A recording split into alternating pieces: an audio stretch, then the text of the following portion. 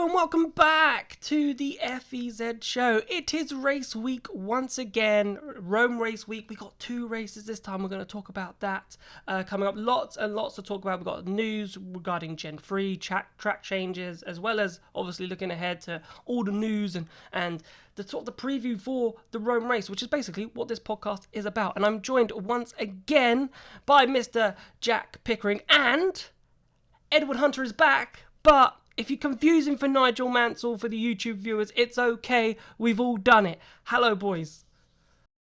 Hi, Jack. Hi, Nige. Oh, you can't shrew me like that, lad. Sorry, that was a terrible Nigel Mansell impression, but you set me up there, so I had to do something, and I hadn't practiced it. So, but Never anyway, mind. It's good to be back. I'll just be me rather than Nigel. Yes. Right, so what I want to talk about first, though, let's talk about Rome. Let's do the preview for first, then we'll talk about the news afterwards, and then maybe we'll come back for some predictions at the end. So what I want to talk about first is something that's a bit of a bugbearer for me, right? And I've said it many times before, track changes. You know, I really like the Rome track. It's just been released on R Factor 2, so as well as a thing that you could buy, but it's like already pointless because we've got a new one. I want to get your thoughts, Jack, first on the track changes, because obviously they've taken out the jump, which everybody loves.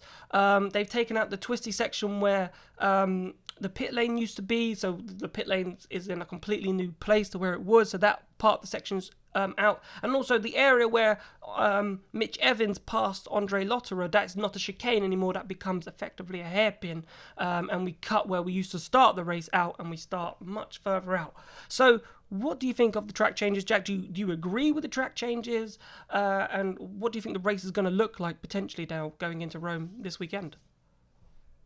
Yeah, I'm kind of on the same side as you are on this. There was I didn't really see the need to change the track layout. If you think about Formula E and the tracks that we have on the calendar, if there was one layout that I thought, you know, they've nailed it straight from the off, they don't need to make any real changes to that, it was Rome. Rome was the perfect circuit in my opinion, and yeah, I don't really see the need to change it that much, and I feel that they've got rid of some really good zones. I love the hairpin, which used to be turn 1.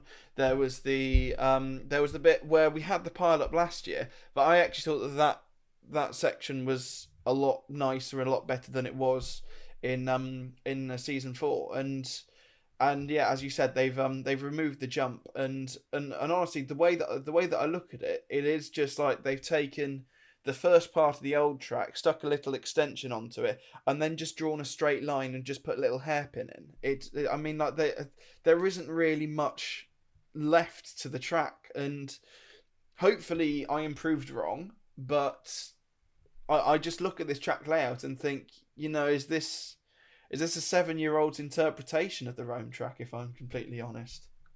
Yeah, I suppose you bring up a valid point, which I'll throw to Ed, in terms of the race was red flagged in season 5.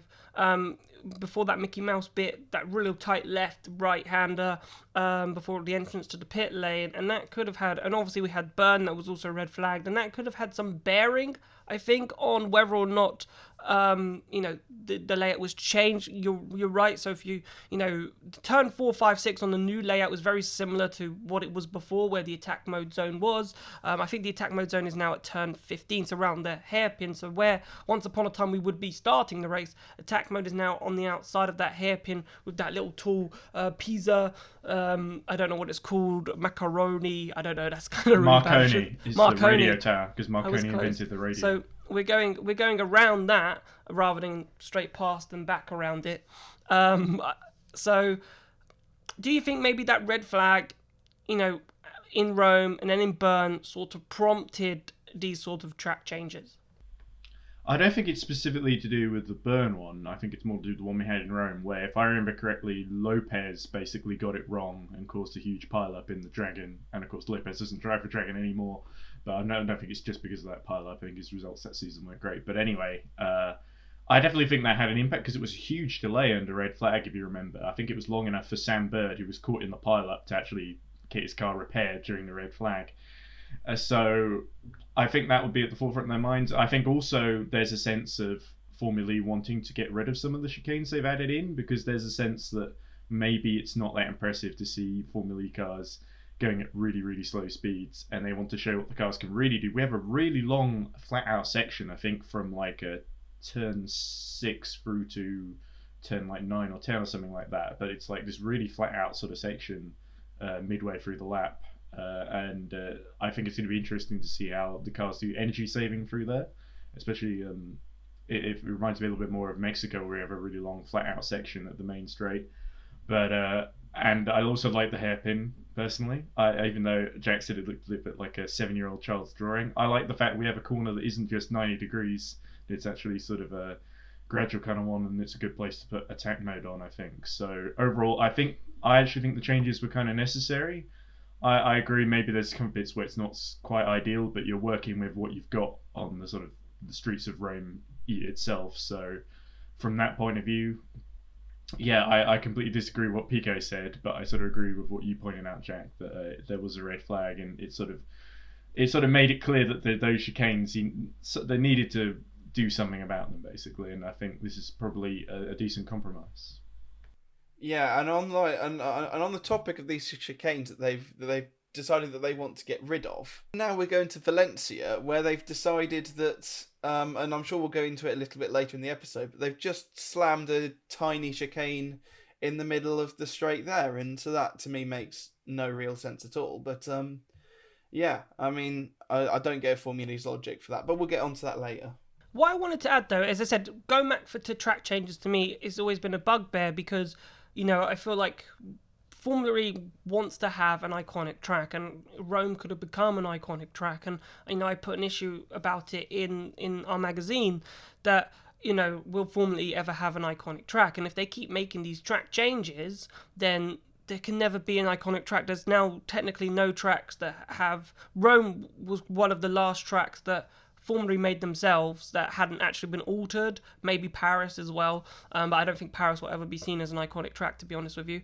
But Rome potentially had that iconic thing, and especially with the jump at turn 8, like as soon as you know it was announced that this track was being changed, people said, "Is the jump still in the track?" And Formula E went, "Yeah, it still is," and then quickly deleted that tweet because no, it's been taken out. So the jump is no, and it's part of that, you know, the characteristic of the track. You know, something that made people, oh yeah, Rome has got that jump. Oh, really looking forward to Rome, has gone. And I feel like, I don't know now when we go to this track if it will have that same like awe factor. Like I'm looking at, so the section that you said is actually turn 4, 5, 6 and 7, which is that long flat out section, Ed. Because I've got the track map up here in front of me, but I'm just looking at the old track because you can see the old track. And as I said, like if turn 3 is just a much longer straight before, rather than a quick shake and then a shimmy into turn 4 where it used to be.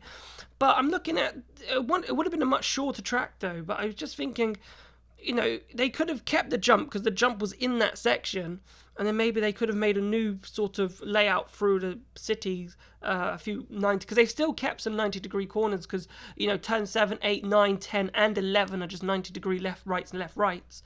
But, Jack, what I wanted to bring to you was, you know, do you feel like, you know, Formula E will go to these races, tracks build up character, and are we, you know, risking losing, you know, some tracks like Rome, which had character, and we could be going into a Rome race this weekend where we go, oh, it's just not the same. Yeah, and that's kind of from my end that I'm finding that it's going to be different weekend. I think for more ways than one. The fact that we've got this new double header, which we'll get into as well in a bit, but yeah, it's the fact that they have made these changes, and I mean, I'm probably in the minority in terms of like not actually liking these changes, because I have actually seen quite a lot of people being like, oh yeah, it's still good even though we've lost the jump. It's an improvement, and yeah, lots of my comments on Reddit were downvoted for that, but you know, oh well. But yeah, it's going to be a different weekend to the one that we know. I feel like, yeah, it's going to be harder on energy saving now. I think there's a chicane, I want to say turn 13, turn 12, turn 13. 12, yep. That's absolutely flat out. It's literally just going to be a kink there. It's barely going to be a corner. But yeah, it's going to be an interesting one. We could see some record speeds in Formula E, but I do feel that just that track that was just so good, it didn't need changing. We were happy with it. Yeah, it's just the way it is. I said Formula have done it so many times, obviously with Berlin as well. I'm thinking of having, like, I just want something that stays, and we go back in 20 years and go, oh yeah, we've been racing here for 30 years on this same track, not in different, like, 100 million variations of this track. Can I say something very quickly about the jump? Of course because the thing about the jump was, I think it was the camera angles that made that, for me, to be honest. It was that very low angle that really showed the actual kind of lift, because I think on the onboards you didn't really notice it quite so much. So I think, for me personally, the new track, what's going to sell it or not is whether the camera angles make it look quick, really. And I think with that high speed section, it might be a good way of showing that. And like you say, there's bits that aren't really even corners, Jack, but we'll have to see, especially if it rains, if that remains the case. So I'm excited personally. I'm sorry to spoil the pity party. No, it's kind of like Buenos Aires. Like, remember, Buenos Aires, the quick left-right chicane before the start straight, the camera angle there made that look super quick. And even those were Gen 1 cars. So, and we were like, wow. So, let's see what happens with the cameras. But let's move on to the teams with Techeetah, because they are bringing their new powertrain to this weekend, to this race. Nissan were, but it's been delayed due to COVID-19 reasons, so they're hoping to bring their new powertrain in for Valencia, fingers crossed for them. And Dragon should also be bringing their new powertrain this weekend. So let's talk about Techeetah though, because they had an alright weekend. They had an alright weekend with their Season 6 powertrain in Saudi Arabia. Nothing to really write home about first race, but second race you were like, oh my god, they're still here, right? And now they've got their new powertrain, Ed, coming into Rome. Do we think it's going to be status quo? It's still going to be incredibly tight, or do we think, no, Techeetah, this is where they come in, their car's going to be about 2-3 tenths quicker than everybody else is, and it's going to be another championship battle between Antonio Felix da Costa and Jean-Eric Vergne? I don't know. The Mercedes have got a very strong powertrain, for instance, so I'm not so sure that even if the Techeetah Season 7 official powertrain, now as we're going to see it in Rome, even if it is a step forward, I'm not sure if it's going to be a case of they just pull away from everyone. I still think we've got some really strong ones there. And it's also not just a case of having the new powertrain, but also getting the best out of it. We know they've tested with the Season 7 powertrain a few times, in private, I think, at least, not during the public pre-season tests. But it'll be interesting to see how it sort of goes in racing conditions. So, I'm excited to see how it goes, but I still expect it to be quite close between those sort of 3 or 4 teams that are sort of running consistently at the top, I think. So, it remains to be seen, to be honest. Yeah, that's the interesting thing. Like, Jack, teams can bring a new powertrain. There's no guarantee that it will actually be the quickest. But with Techeetah's track, and DS's track record, you're expecting their new powertrain to, Season 6, they were a cut above the rest. You could even argue that in Season 5. They're kind of like the Mercedes in Formula E in terms of they're the ones setting the benchmark and people have to catch them. So even though we have seen a really good start from Mercedes, for example, personally, I think Techeetah will come out there and, will show their hand and go, you know what, we're here to play now. Okay, this is what you guys have got. This is what we've got. And maybe pull a tenth or two and we'll be like, oh my God, here we go again. Or do you think, what, like Ed just said, do you think, what, they're going to bring a new powertrain. Yes, they're going to be quick, but you know what? Mercedes and the others, they're going to be there. Yeah, for all we know, powertrain could be worse. I bet my life it isn't. It will be I bet my life that the powertrain's going to be so much better. But yeah, that's the thing. We don't really know where they're going to be. However, I do think that they are the ones to watch this weekend. We went into the Saudi Arabia race. I said they will be, and I said that they won't even be top 20 qualifying, which they weren't until, and I mentioned this on the last show as well. I'm going to mention it again. Sergio Santacamera crashed out, deleted 3 of the times they were back in the top 20. Cheers, Sergio. But yeah, but however, that their performance on day 2 was absolutely fantastic, and I think that now they're going to have the season 7 powertrain, they're going to go a step above the rest. I think that Mercedes, I think that Mercedes, because they were so quick in Diriyah, they'll be up there absolutely. It will be interesting. I know they'd written off Jaguar really early on, Jack, but their performance in Saudi Arabia begs to differ. So yeah. Thank you for the reminder. You're welcome. But yeah, it's gonna be with Formula E. I mean, if you do predict Formula E, you are a madman. It is too hard to predict. Well, we're all madmen because that's exactly what we'll be doing at the end of this episode. So another team I want to talk about, Ed, very quickly is Dragon, because Dragon also bringing their updated powertrain to this race, and obviously they really and truly had a fantastic opening weekend in Diriyah, because they were getting into Super Pole. They come out of nowhere, and just to have an upgraded Season 6 powertrain, probably with software that they'll be bringing into this Season 7 powertrain, I think Dragon, we could be seeing Dragon actually finally making this step into Super Pole, maybe a bit more consistent than we've seen because of what they showed in Diriyah. So I think there's a lot of promise for that team. Well, they were in the last group, weren't they, in Diriyah? And I think that's something that might play against teams like Mercedes in Rome, that now leading the championship. Nick de Vries, for instance, is going to be in the first group in Rome, so he might have a bit of trouble. But yeah, they were in the last group, won the last groups in Diriyah because they were quite far down the points last season. So yeah, I think I was impressive to see them so far up and running pretty. Their pace wasn't too bad, actually, and there were a lot of. Sergio Sedicamera, I was reading an interview with him, he basically said he was really surprised that actually he was running in the points, because he wasn't expecting that this season. It just seems like the engineers that they've got at Dragon Penske, that they're getting the best out of that Season 6 powertrain, especially where in Diriyah. So with the Season 7 powertrain, it will be interesting to see how they do. I would be very surprised if Dragon ended up fighting for the championship, but it's entirely possible that they could fight for quite a few points as the season goes on, especially Nico Muller, Sergio Sedicamera, both very solid drivers, and they've got a bit of experience under their belt now too, which is key in Formula E. So they'll definitely be ones to watch out for. They've got a nice livery too, that shiny red and white, so they'll definitely stand out. So yeah, I've not got too many other thoughts on that. It'll be interesting to see how they go. But I think it's a similar issue with Techeetah. You're not sure how much testing they've done with that Season 7 powertrain and if they'll be able to get the best out of it, because historically Dragon Penske don't have the best track record of producing competitive power units. So.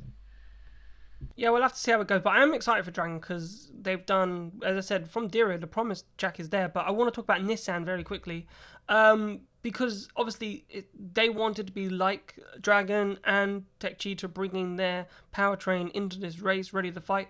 They're not, so they're being pushed back to Valencia. How much do you think, one, that will harm them? But with the likes of Oliver Rowland, Sebastian Buemi, you could argue, didn't do too much in Diriyah, but Oliver Rowland was quickest in both Group 1 qualifying sessions in Diriyah. So do you think, their Season 6 powertrain car will still, manage the test of time? Or do you think, more teams have got their Season 7 powertrain, that they'll struggle more in Rome this weekend?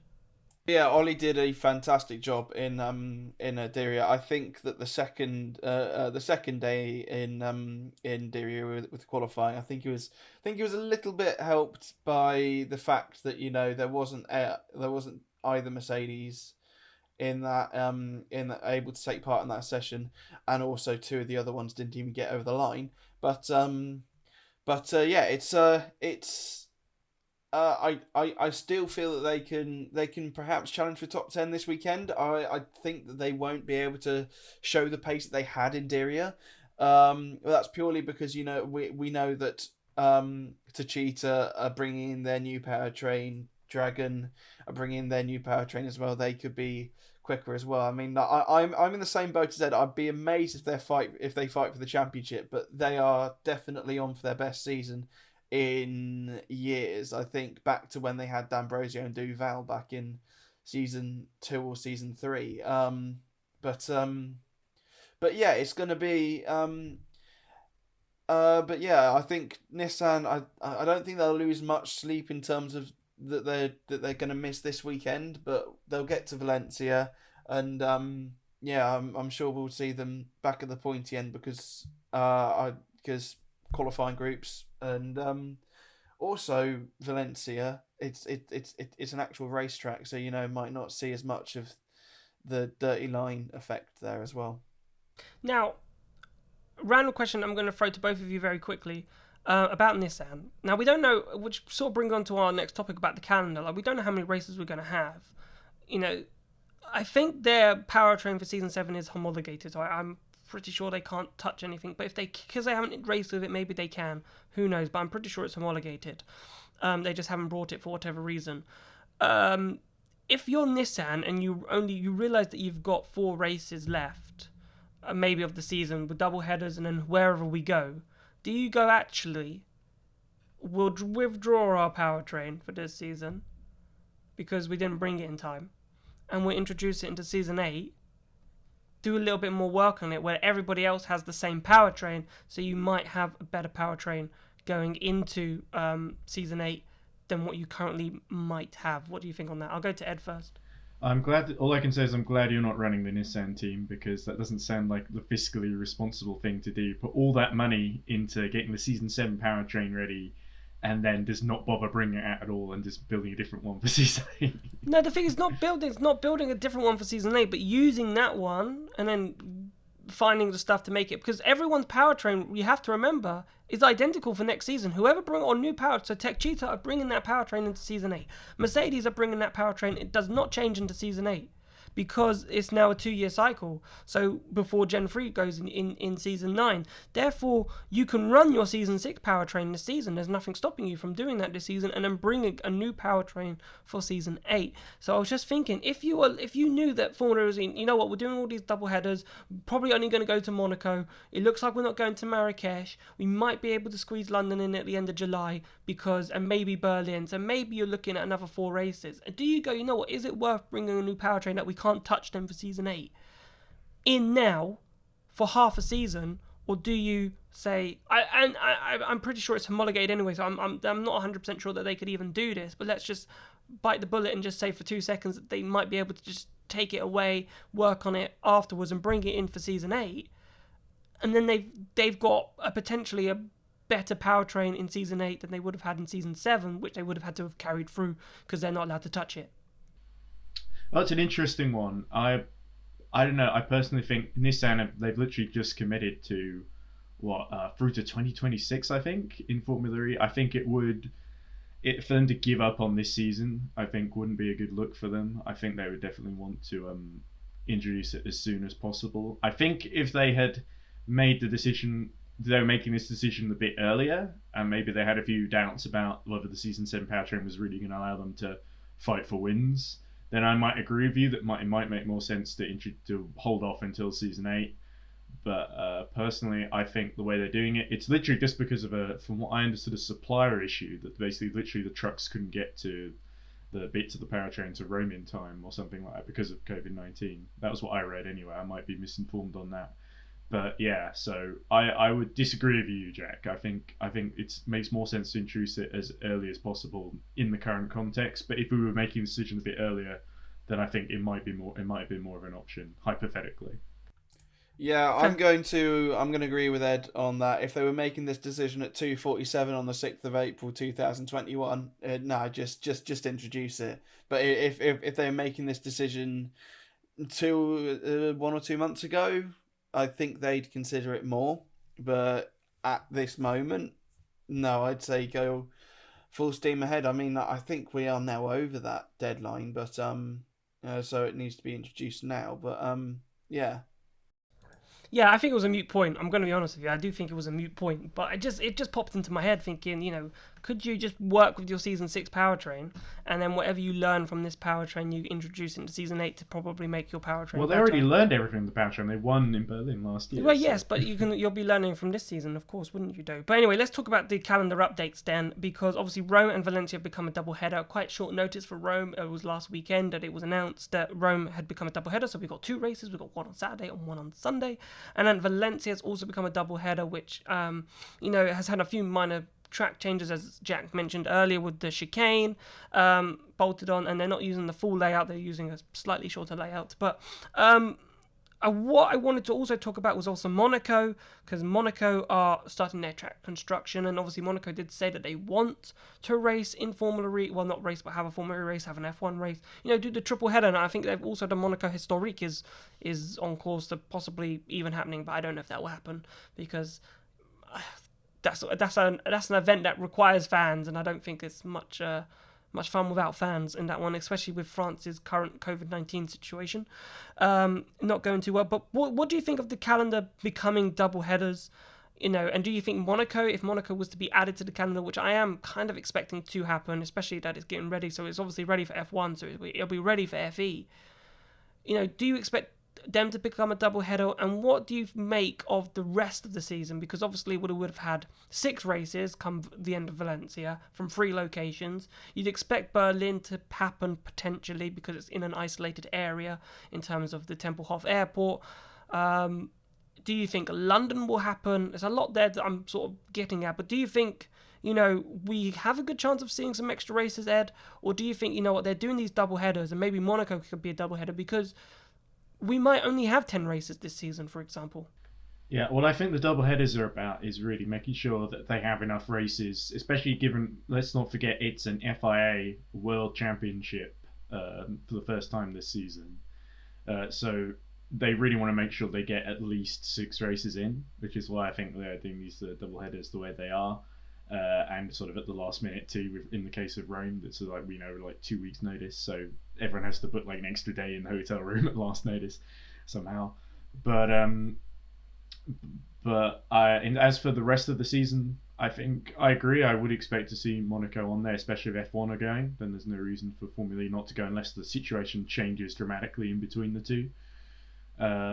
And also, I'd hope that they're going to use the full layout, I think, or at least a different one to the bridge layout that we've seen the last couple of years. I'm pretty sure that's happening, that they're using the full layout. And then, as for, you mentioned London, I think we had Santiago delayed earlier in the season, so that was being postponed. So it'll be interesting to see if that fits in, if they can fit it in. And then we've got a couple other rounds as well that are a bit uncertain. Berlin, I think New York, we're pretty sure isn't happening. And then we got Paris. We got the situation in Europe is a little bit complex at the moment, especially given what we got Rome next weekend. Apparently, it's going to be a behind closed doors event.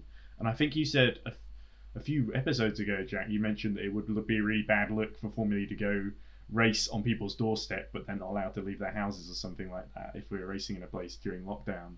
I remember you saying something like that, but that would be a bit of a bad look. So yeah, I think that's something that unfortunately Formula E is going to have to deal with this weekend in Rome. But hopefully it won't be the case for the whole season. Like I said, there's so many unknowns. I'm giving a very wishy-washy answer here. I said earlier as well, I didn't think London would happen at the end of the season. I was just very pessimistic, and I would be very surprised if it did. And I don't know. At the moment, I'm kind of going to stick to that because I rather think it's not going to happen and then be pleasantly surprised rather than change your mind and then be disappointed. So I'm going to be cautiously optimistic in a pessimistic way, if that makes sense. So yeah, that's my answer. It's probably not very helpful. I'm optimistic for London because as it's booked in for the end of July, and if the UK's government rollout works by the 21st of June, is back to normal life. So for me, there's no reason why there couldn't be a race in June with as many spectators as they want come July. But Jack, just a last little bit on the calendar. Are you expecting there to be more races? I said I can't see Paris happening with France having 50,000 cases a day at the moment. So I think Paris is gone. I think New York as well is not great with cases. For some reason, Marrakesh is off the calendar from what we're hearing, which is quite, I think, a shock in a sense. But because it's been Formula E safety goat for scapegoat for ages, and just we'll go to Marrakesh. But what do you think of the calendar? Do you think these double headers that they've done are a sign that there might not be many races after this? I think it just all boils back to an article posted by Formula E Zone, yours truly, in at the start of February, where I said that this is the season where Formula E kind of because the whole situation that we are in this world, that we should have given racetracks a go. And yes, we kind of are with Valencia, but I mean, like they're not using the full layout. They're trying to make their own like Formula E layout. They've got that dodgy chicane that looks. I mean, it doesn't look great from the track map that I've seen. I think the race posted it, but yeah, it's yeah, I think it's a tough one. Paris, by the way, is cancelled. That was cancelled back when they announced the current calendar that we're on at the moment. So yeah, in regards to London, I think, and I'm going to refer to my article again. I think they need to consider Donington Park. It's the home of Formula E. They've still got the HQ there. Some of the teams are still based up there. It would make sense to have this season end. If we can't have a London E-Prix, go to Donington. We can do Berlin. Berlin, I think, will be on the calendar. I am now starting to be rather sceptical. Santiago, which I think is poised for the 5th, 6th June. I can't see that going ahead. I mean, I'd be lying if I said I'm not like gutted that Marrakesh song, because I know that the 22nd of May is going to be very busy for me anyways. But you know, but yeah, but yeah, no, I think we will have I think we will have a few races. I think Berlin's definitely going to be on the calendar. I think they're going to at least try and have a UK race. If it's not in London, it will be Donington Park. And yeah, I'd quite like to see more races on there, but I mean, and if Formula E are watching this, there's an article if you go back a few months, Formula E Zone, get some ideas from there. Indeed they shall. Indeed they shall. But sort of to wrap up, yeah, as I said, I think the calendar isn't obviously it's really hard, and we're talking here. Formula E have actually got the difficult job of putting on a calendar, and I do think the double headers are a precursor to say, you know, that there isn't going to be that many races. So, you know, we're trying to get as many races as we can done at each location. So there might only be 6 locations. You know, we could go to Monaco, that would be our 4th location. We could go to Berlin, that could be our 5th location. We could go to London, that could be our 6th location. We get 12 races in, all of them double headers. And then there you go, you've got your 6 races, 6 different locations to call it a championship. You've got 12 races, which is a decent championship size, and we call it quits and we wait for season 8 when hopefully the world's back to normal, but and reliant on the vaccine. And if the UK is anything to go by, it does work, so fingers crossed that it can be rolled out to other places as soon as possible. We're a bit short on time, boys, but let's just talk about this topic quite quickly. Porsche and Nissan have signed up to Gen 3, which is really good news for the series going forward, along with DS and Mahindra. But Mercedes, Jaguar and NIO, we are assuming are going to commit from the press article that they published last week. And Dragon are the only other manufacturer that hasn't, well, those are the 4 manufacturers that haven't actually committed yet. Mercedes, let's talk about them very quickly. We haven't had much news about Jaguar, actually, so we'll get onto that quite quickly. But Mercedes, I think it's a financial thing in the structure of the sport that they're looking at, and especially is what Ian James told us back in November, that is the main tipping point. They want a good financial structure in place, and a good structure where they can see progression. And the fact is that, the 31st of March deadline has gone past now, and not everyone signed up for Gen 3. It is slightly worrying, but they do have more time to actually get the deal across the line to take part in Gen 3. So I'll throw over to Jack first. What do you think? Obviously with Mercedes still not committing, Jaguar, we haven't had much rumblings about Jaguar and why they haven't committed yet. Why do you think some of the teams maybe haven't committed to the championship just yet? I think it all boils down to the situation that we're in right now. We are not in the ideal situation right now with this pandemic going on. So I think it kind of makes sense, and I think that's why they're being a bit more lenient towards these teams for not actually signing up yet. But yeah, as you said, Mercedes, Jaguar, and NIO, we've heard good noises come out of most of them, and we expect them to stay. Dragon, I'm not too sure on, but Yeah, maybe who knows? They might have signed up, but it's not going to be officially announced until maybe this weekend or maybe in that gap between Rome or Valencia. No, I agree. With Dragon, I always intrigued to see if they will ever partner with an American manufacturer going forward, because it just makes pure sense. Rather, and because they have a lot of headquarters, obviously in Silverstone as well. Dragon, which would be interesting. But Mercedes, Jaguar, Ed. Let's talk about Jaguar. Like, why do you think Jaguar haven't signed up yet? Obviously, you could argue they haven't done the greatest in Formula E. They've made good progression. They haven't won a championship yet. They've won a couple of races here and there. Probably not what they were expecting when they signed up in Season 3 to be where they are in Season 7. I thought they probably wouldn't be fighting for race wins week in, week out by now. But, any thoughts on why you think Jaguar? Because they're, out of the lot, them and Dragon have been the quietest in terms of noise that they've been talking about in terms of why they haven't signed up yet. Yeah, they have. I think it might be something to do with, remember when they had to can the Jaguar I-Pace E-Trophy last season? Mainly because of the pandemic, so they've been hit quite hard by that, we know. So I definitely think that Jaguar's their Jaguar, much like Mercedes, are a little bit worried about money right now. And you mentioned earlier the 31st of March deadline, and that was the deadline to get the anyone who's signed up before then will get the CAD drawings, and indeed they'll get them after as well. So, but the teams that haven't signed up at the moment, they don't get the CAD drawings for Gen 3 or any of the specs or anything that would help them in terms of designing the powertrain and all the rest of it.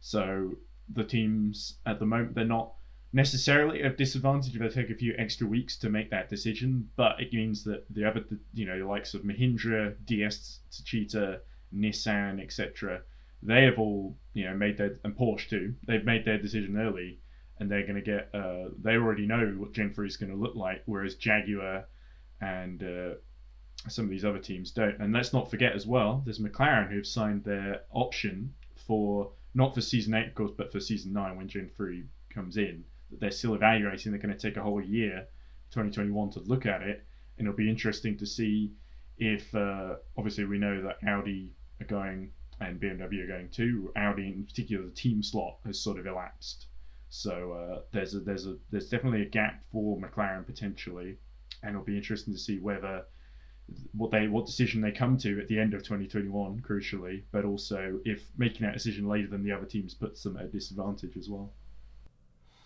Right, so we have rapidly running out of time now, boys. So finally, for our before we'll be back, obviously, for the post review show of what happened in the doubleheaders after the race. But let's have some predictions then. We are all madmen, according to Mr. Pickering, for making predictions. I'm going to go first then.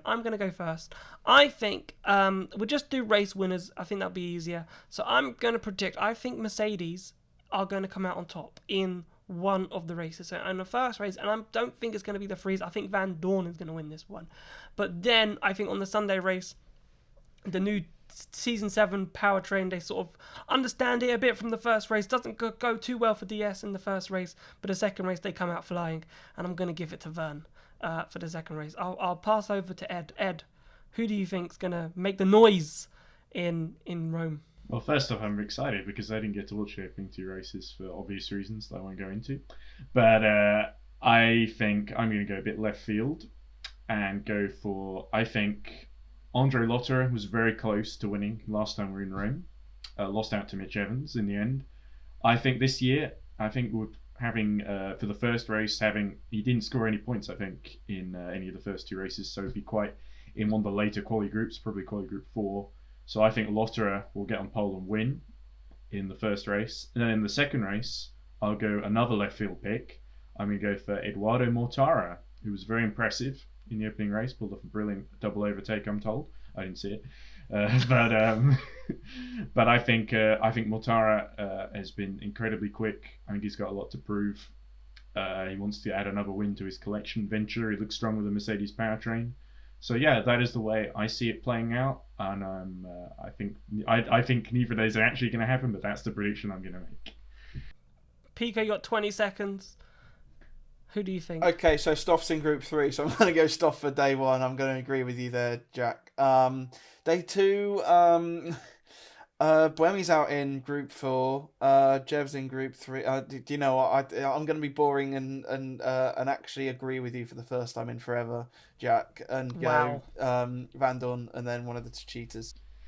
Nice. Well, that is all that we have time for. So we'll be back after the Rome E-Prix to break everything down, look at the main talking points. That show will be coming out next week, hopefully towards the middle of it. If once we get it all sorted and sort of find a slot that works for everybody to talk about the race. Thank you so much for watching the FEZ show. We will see you soon. Goodbye. Bye now.